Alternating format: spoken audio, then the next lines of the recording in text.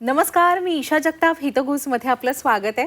नावावरूनच तुमच्या लक्षात आलं असेल की हा कार्यक्रम हिताचा आहे. होय, कारण यामध्ये मी चर्चा करते तज्ज्ञ डॉक्टरांसोबत आरोग्यासाठी हितकारक. या कार्यक्रमातून आपण वेगवेगळ्या आजारांविषयी, त्यांवरील उपचारांविषयी तज्ज्ञांकडून विशेष मार्गदर्शन मिळवतो. तुम्ही आजी आजोबांकडून बऱ्याचदा ऐकत असाल, गुडघे खूप दुखतायत. त्यांचा त्रास जर तुम्हाला पाहवत नसेल तर आजचा हा कार्यक्रम तुमच्यासाठी अत्यंत महत्त्वाचा ठरणार आहे. कारण आज आपण पुण्यातील प्रसिद्ध डॉक्टर विनायक गर्जे यांच्याकडून गुडघेदुखीवर अत्याधुनिक उपचार याविषयी सविस्तर मार्गदर्शन मिळवणार आहोत. नमस्कार डॉक्टर, कार्यक्रमात स्वागत आहे. नमस्कार. डॉक्टरांकडून आपण गुडघेदुखीवर अत्याधुनिक उपचार कोणकोणते आहेत याविषयी सविस्तर मार्गदर्शन मिळवणारच आहोत. तत्पूर्वी त्यांची ओळख तुम्हाला करून देते. डॉक्टर विनायक गर्जे हे ऑर्थोपेडिक सर्जन, स्पाइन सर्जन आणि जॉइंट रिप्लेसमेंट सर्जन आहेत. त्यांना या क्षेत्रात तब्बल 12 वर्षांचा प्रदीर्घ असा अनुभव आहे. पुण्यातील खराडी येथील द ऑर्थो प्लॅनेट आणि स्वारगेट येथील रांका मल्टीस्पेशालिटी हॉस्पिटलमध्ये ते रुग्णसेवा देतात. त्यांनी 2011 मध्ये मुंबईच्या केईएम हॉस्पिटलमधून MBBS आणि 2017 मध्ये सायन हॉस्पिटल MS ऑर्थोपेडिक्स ही पदवी संपादित केली आहे. डॉक्टर, मी सुरुवातीला सांगितलं की आजी आजोबांकडून आपण अनेकदा ऐकतो की गुडघे खूप दुखतात, खूप त्रास होतोय. पण आज जर आपण पाहिलं तर तरुणांना सुद्धा हा त्रास होतोय. म्हणजे आज काय एवढी परिस्थिती बदलली आहे, काय इतके गुडघे दुखतात तरुणांचे सुद्धा? हो, तुम्ही जे म्हणताय ते अगदी बरोबर आहे. सध्याचं जे काही आपलं डेली रुटीन आहे, ज्या याच्यामध्ये बऱ्याच लोकांचं वजन वाढलेलं आहे, आपला जो आहार आहे, या सगळ्या गोष्टींमुळे सध्या बऱ्याच तरुणांमध्ये सुद्धा सांधेदुखीचे त्रास वाढलेले आहेत. ही एक रिझन आहे. सांधेदुखीचे तसे बरेच प्रकार आहेत. सांधेदुखीमध्ये आपण एक ऑस्टिओआर्थरायटिस हा जो कॉमनली मानला जाणारा एक प्रकार, आणि दुसरा एक जो प्रकार आहे जो संधिवात आपण म्हणतो, की ज्याला रुमॅटॉइड आर्थरायटिस असं सायंटिफिक नाव आहे. तर ऑस्टिओआर्थरायटिस यामध्ये प्रामुख्याने होण्याची कारणं काय आहे, तर वयानुसार जो वाढत जाऊन आर्थरायटिस होतो त्याला आपण ऑस्टिओआर्थरायटिस म्हणतो. किंवा याच्यामध्ये एक दुसरा प्रकार असतो की बऱ्याच वेळा आपल्या हाडांमध्ये किंवा गुडघ्यामध्ये जे काही लिगामेंट्स असतात, गादी असते, गादीला आपण मेनिस्कस म्हणतो, यांच्यामध्ये काही इजा झाली, मेनिस्कस फाटलेलं असेल किंवा लिगामेंट फाटलेले असतील, तर याच्यामुळे जो एक आर्थरायटिस होतो यालाही ऑस्टिओआर्थरायटिसच म्हणतो, पण एक सेकंडरी ऑस्टिओआर्थरायटिस आपण बोलतो. याच्यामुळेही आपले गुडघे दुखू शकतात आणि थोडं कमी वयामध्ये गुडघ्यादुखीचं ही एक कारण असू शकतं.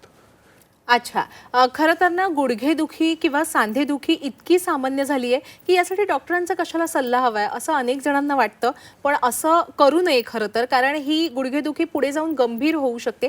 अशी कोणती वेळ असते डॉक्टर, किंवा रेड फ्लॅग्स म्हणू आपण, की जेव्हा आपल्याला डॉक्टरांकडे जायलाच हवं असा आपण सल्ला द्याल? नक्कीच.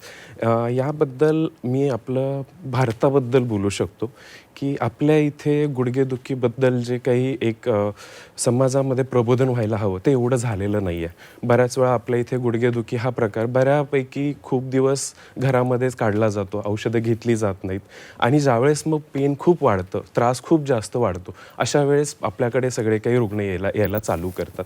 तर हा दुर्लक्षपणा मला असं वाटतं की कुठेतरी थांबायला हवा. ज्यावेळेस तुम्हाला वाटतं की चालताना आपल्या पायामध्ये काही आवाज येतोय, आपल्याला चालताना गुडघ्यांमध्ये दुखणं जाणवतं आहे, सकाळी उठल्याच्या नंतर पायांमध्ये खूप कडकपणा जाणवतोय, किंवा आपल्याला चालताना आपण सरळ नाही चालू शकत आहे, किंवा पायाचा बाक वाढलेला आहे, ह्या सगळ्या गोष्टी जर आपल्याला नजरेत येत असतील तर नक्कीच तुम्ही एक तज्ज्ञ ऑर्थोपेडिक सर्जनचा सल्ला घ्यायला हवा. आणि एवढं तुम्ही सांगून सुद्धा जर लोक डॉक्टरकडे जात नसतील तर ही गुडघेदुखी, सांधेदुखी पुढे जाऊन किती गंभीर होऊ शकते डॉक्टर? खूप जास्त गंभीर होऊ शकते.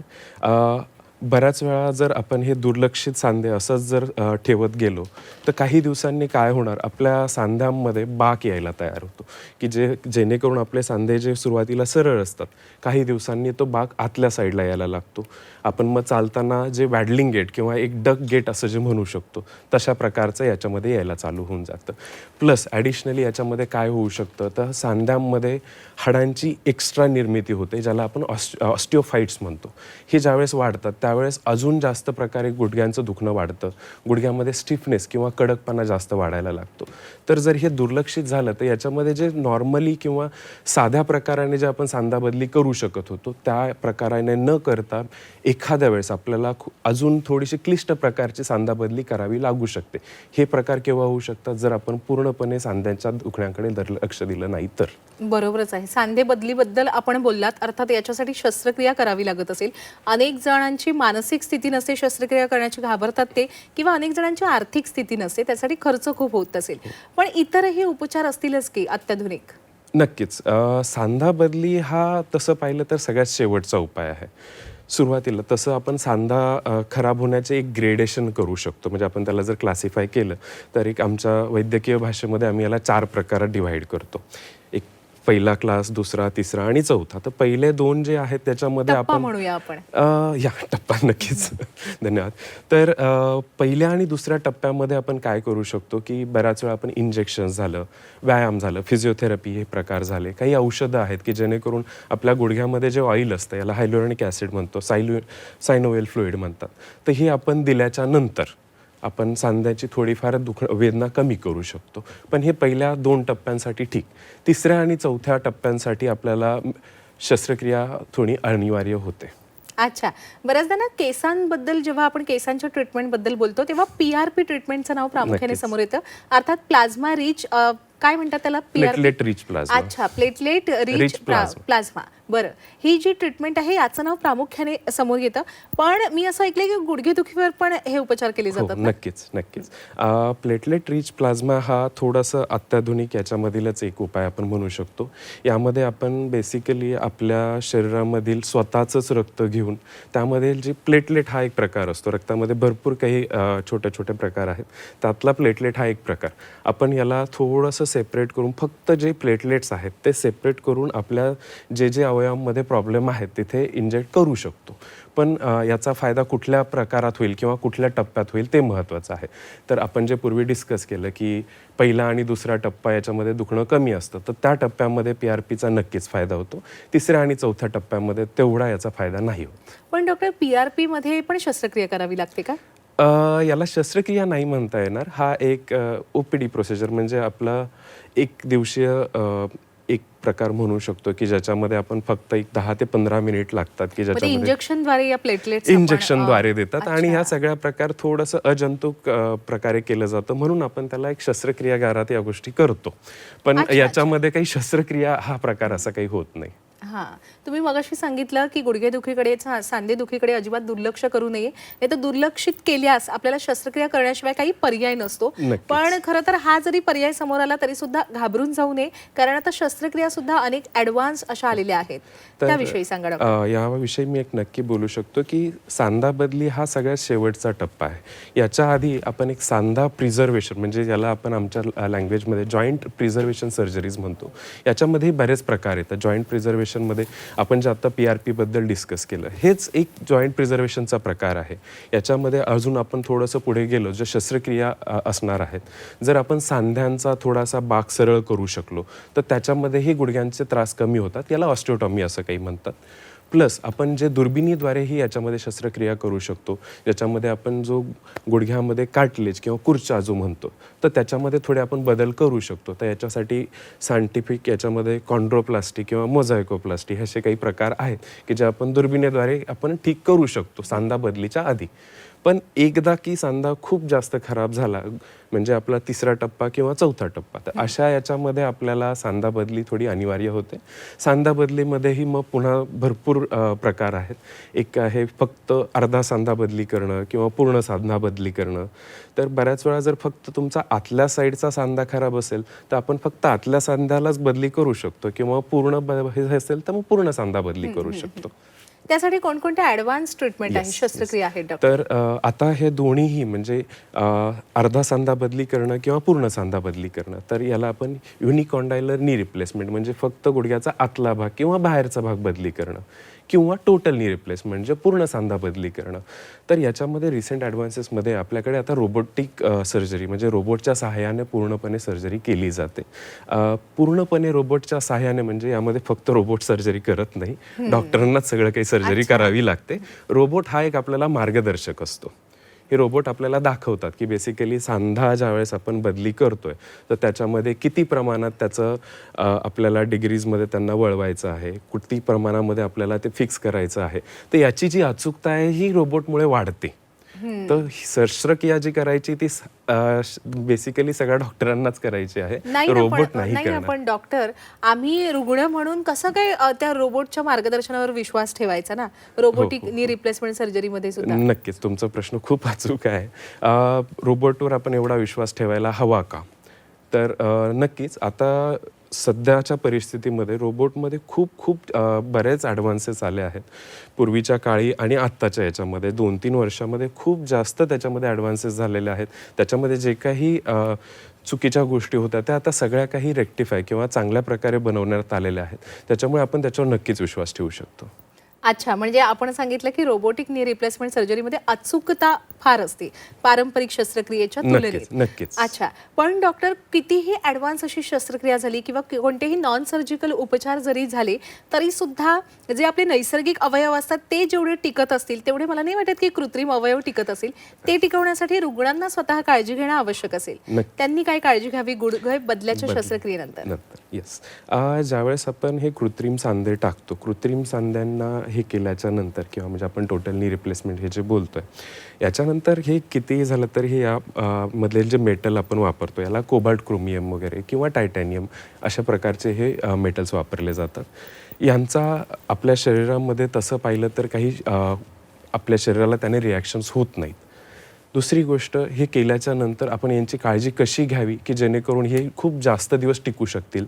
तर सगळ्यात महत्त्वाचं आपल्याला मांडी घालून बसणं पूर्णपणे टाळायचं आहे.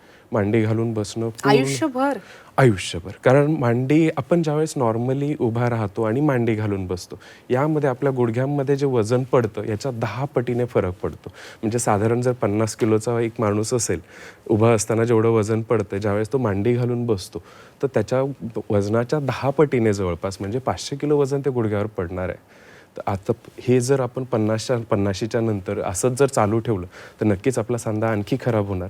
त्याच्यामुळे ज्यांची शस्त्रक्रिया झाली नाही आहे त्यांनीही घालू नये आणि ज्यांची शस्त्रक्रिया झाली आहे त्यांनीही मांडी घालू नये, जेणेकरून त्या सांध्याची आपण थोडीशी लाईफ वाढवू शकू. अच्छा, मला हे इतकं बरं वाटलं ना डॉक्टर की तुम्ही खरं खरं सांगितलं की शस्त्रक्रिया झाल्यानंतर रुग्ण आयुष्यभर त्याने जास्तीत जास्त किंवा मांडी घालूनच बसू नये, नाहीतर त्याच्यावर भार येऊ शकतो. नाहीतर बऱ्याचदा असं होतं की अनेक जण असं सांगतात की आम्ही आज शस्त्रक्रिया झाली की रात्री रुग्णाला उभं करतो, दुसऱ्या दिवशी चालवतो आणि मग तो पूर्णपणे मनसोक्त आयुष्य जगू शकतो. पण तुम्ही हे खरं खरं सांगितलं. नाही, तुम्ही जे म्हणताय आपण चालवू शकतो. आपण शस्त्रक्रिया झाल्याच्या नंतर एक 6 तास किंवा एक 24 तासामध्ये आपण पुन्हा पेशंटला पूर्णपणे वजन देऊन चालवायला लावू शकतो.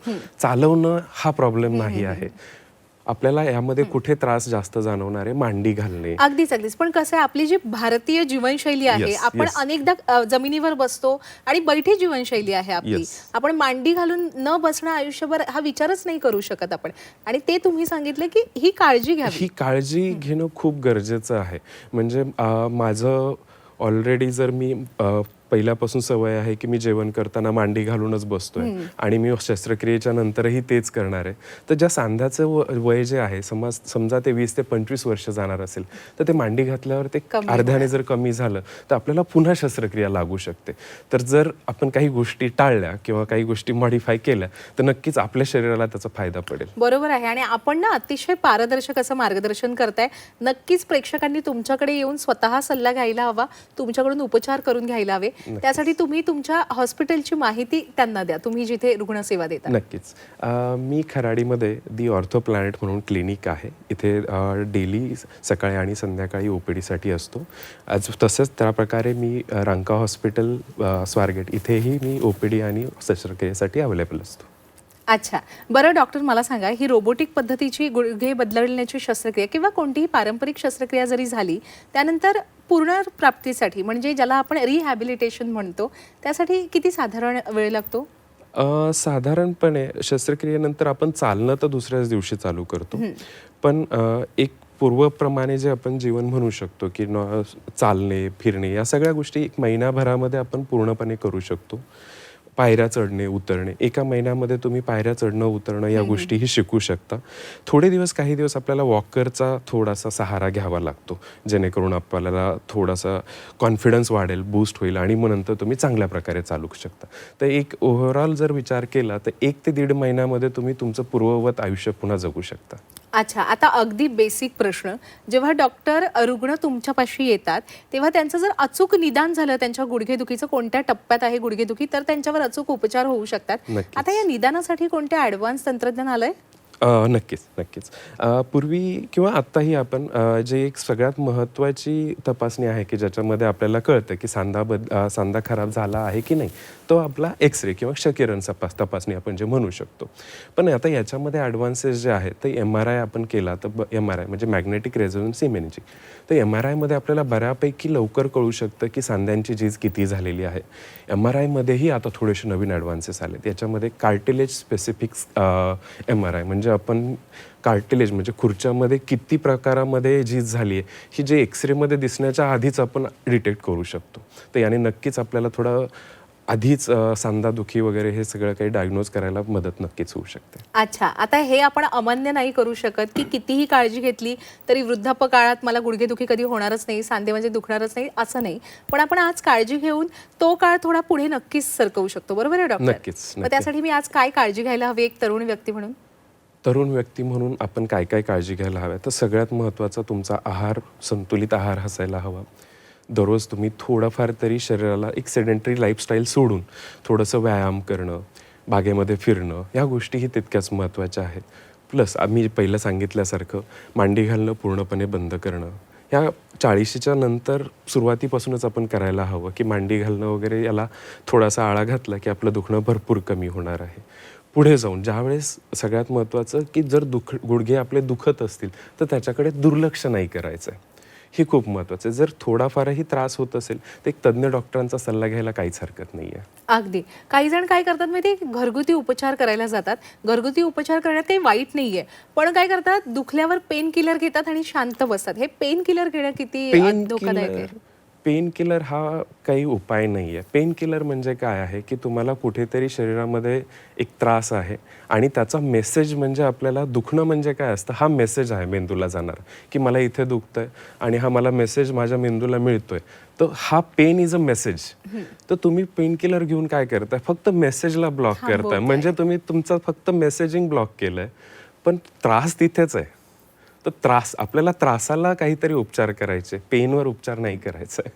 पण असं पण होत असेल ना डॉक्टर की आता घरातल्या एखाद्या व्यक्तीचे गुडघे प्रचंड दुखतायत, इतके दुखतायत की मी त्यांना नेऊही शकत नाहीये डॉक्टरांकडे आणि डॉक्टरही आता घरी माझ्या येऊ शकत नाहीत, अशी पण परिस्थिती उद्भवू शकते की नाकारता येत नाही. मग अशा वेळी आपण काय उपचार करू शकतो म्हणजे तात्पुरता? खूप जास्त ज्यावेळेस दुखणं असेल, गुडघ्यांची सूज आलेली असेल, अशा वेळेस सगळ्यात महत्त्वाचा उपचार म्हणजे घरामध्ये एक आईस पॅक ठेवायचा आणि त्या आईस पॅक म्हणजे आपल्या बर्फाने आणि त्याला गुडघ्याला तुम्ही शेकवलं की खूप सारं दुखणं त्याच्यामध्येच कमी होऊन जातं. आतमध्ये जी काही सूज आलेली असते तीही कमी होते. तर घरगुती उपायामध्ये मला वाटतं फक्त आईस लावणं किंवा बर्फाचा एक शेकारा देणं हे एक सगळ्यात महत्त्वाचं आहे.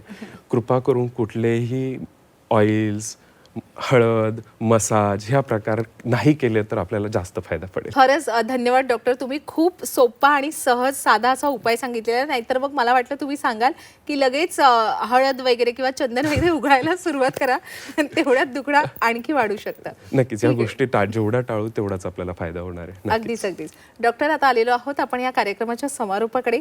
जाता जाता आपल्या सर्व प्रेक्षकांना आपण काय मोलाचा सल्ला द्याल? मी एकच सल्ला देऊ शकू आपल्या भारतीय नागरिकांसाठी, ज्यावेळेस आपले गुडघे दुखत आहेत कृपा करून त्याच्याकडे दुर्लक्ष करू नका. तज्ज्ञ डॉक्टरांचा सल्ला वेळीच घ्या आणि वेळीच उपचार करून घ्या, जेणेकरून तुम्हाला काही क्लिष्ट शस्त्रक्रिया पुढे जाऊन करू लागू नयेत. अगदी खूप आभार डॉक्टर, आपण या चर्चेत सहभागी झालात आणि एवढं मोलाचं पारदर्शक असं मार्गदर्शन आपल्या सर्व प्रेक्षकांना केलं. धन्यवाद. धन्यवाद. प्रेक्षक हो, आता वेळ झालेली आहे इथेच थांबण्याची, पण ताज्या घडामोडींसाठी नेहमीच पाहत रहा झी 24 तास.